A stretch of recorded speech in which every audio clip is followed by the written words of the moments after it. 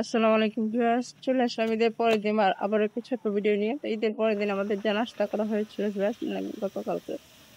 তো সেটা হচ্ছে যে আমরা সকালবেলা উঠে যেহেতু জর্দার সময় পায়েস মাংস ছিল, সেই জন্য লুচি করেছিলাম। এগুলো দিয়ে নাস্তাটা মোটামুটি ভাবে হয়ে গেছে। তার ওইদিকে হচ্ছে আমি দুপুরবেলা নাস্তা শেষ করে আমি দুপুরবেলার জন্য হচ্ছে বেগুন ভাজা করব। আর বেগুন ভাজা আর হচ্ছে সাথে বেগুনের চাটনি, মানে আচারি বেগুন। তো এগুলোর জন্য আমি দেখে নিজে রেডি করে রেখেছি।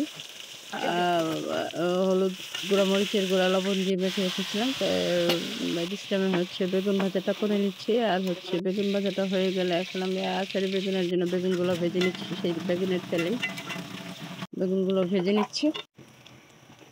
তারপর বেগুনগুলো ভাজা হয়ে গেলে দেন আমি সরিষার তেল দিয়ে, পরিমাণ মতো সরিষার তেল দিয়ে পাঁচফোড়ন, অল্প পরিমাণে পাঁচফোড়ন আর হচ্ছে একটা শুকনো মরিচ দিয়ে ভেজে নিয়ে মাঝে মাঝে হয়ে আসলে আমি রসুন ছাঁচা নেওয়া রসুন দিয়ে দিলাম। রসুনটা হয়ে আসলে দেন আমি এখানে দিয়ে দিব হচ্ছে সরিষা সরিষা বাটা, অল্প পরিমাণে সরিষা বাটা। সেটা হয়ে আসলে দেন আমি হচ্ছে বেগুনগুলা ঢেলে দিলাম। তো বেগুনগুলো ভাজা ভাজা হয়ে আসলে দেন আমি এতে অল্প একটু লবণ দিয়ে দিলাম, অল্প পরিমাণে লবণ দিয়ে দিলাম ব্যাস। যদি যেহেতু আমি লবণ দিয়ে মেখে রেখেছিলাম বেগুনগুলা, তাই অল্প পরিমাণে দিয়ে দিলাম। আর দিয়ে দিলাম হচ্ছে তেঁতুলের হচ্ছে যে মার করে রেখেছিলাম, সেটা হয়ে আসলে তারপরে আমি ঢেলে দিলাম হচ্ছে পরিমাণ মতো চিনি, 1 কাপ চিনি দিয়েছি। তারপরে আর একটু তেল করে দিয়ে দিলাম হচ্ছে মরিচের গুঁড়া। আর নামিয়ে আসার আগে আমি একটু ভাজা জিরার গুঁড়া আর হচ্ছে একটু পাঁচফোড়নের গুঁড়া দিয়ে নামিয়ে নিয়েছিলাম, যেন আচারে আচারে ভালো একটা স্মেল আসে ভিউয়ার্স। তো ওই যে দেখুন হয়ে গেছে আমার আচারি বেগুন। খুব টেস্টি হয়েছিল খেতে ভিউয়ার্স। তো আমি যদিও আমি এটা সেকেন্ড টাইম বানিয়েছিলাম, মাঝে মাঝে ভুলে যাই এই চাটনির কথা। তো হয়ে গেছে এই যে আচারি বেগুন। তো তারপরে আমি হচ্ছে যে পোলাও এর জন্য পোলাও চাল ধুয়ে রেখেছিলাম। তো চুলাতে প্যান বসিয়ে আমি তেল দিয়ে সেখানে আমি দিয়ে দিচ্ছি হচ্ছে আদা বাটা, রসুন বাটা দিয়ে এখন পোলাওটা বসিয়ে দেবো।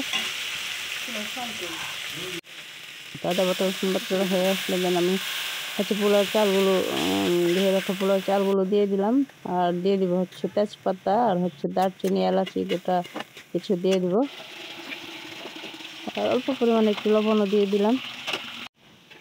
এখন ভাজা ভাজা করে নিচ্ছি পোলাও চালটা। ভাজা ভাজা হয়ে আসলে যেন আমি পরিমাণ মতো পানি দিয়ে দিব, দিয়ে ঢেকে দিয়ে জাল করব মিনিট 10 মিডিয়াম হাই হিটে 5-7 মিনিটের মতো আমি জাল করবো ভিউয়ার্স। যেন আমি দমে দিয়ে দিই। তো এই যে পানি দিয়ে দিলাম, দিয়ে এখন ঢেকে দেবো, নেড়ে চেড়ে ঢেকে দেবো। ঢেকে দিলাম 5 মিনিট পর এই যে দেখুন আমার পোলাওটা মোটামুটি হয়ে আসছে। দেন এখন আমি হচ্ছে একটু কেওড়া জল আর একটু গোলাপ জল দিয়ে দেবো।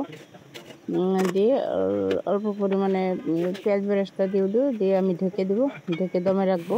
দমে রেখে নামিয়ে নেবো। তো দিয়ে দিলাম হচ্ছে পেঁয়াজ বেরেস্তা, হয়ে গেছে আমার পোলাও। তার এদিকে হচ্ছে গরুর মাংসটা আমার সেদ্ধ হয়ে এসছে। এখন আমি তেলানি দিয়ে দেবো। পাশের চুলায় গরুর মাংস বসানো হয়েছিল ভিউয়ার্স।